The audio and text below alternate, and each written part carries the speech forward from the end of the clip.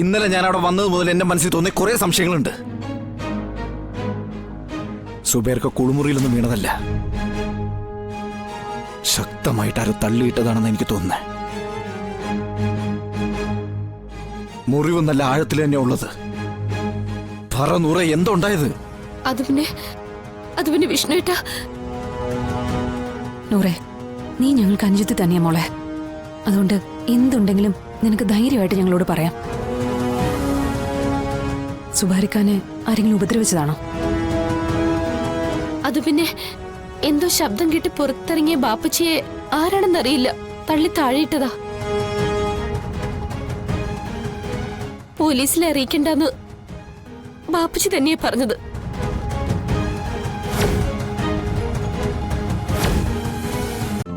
ഇന്ന് തന്നെ ഡൗൺലോഡ് ചെയ്യൂ. കാണൂ നിങ്ങളുടെ ഫേവറേറ്റ് ഷോസ്.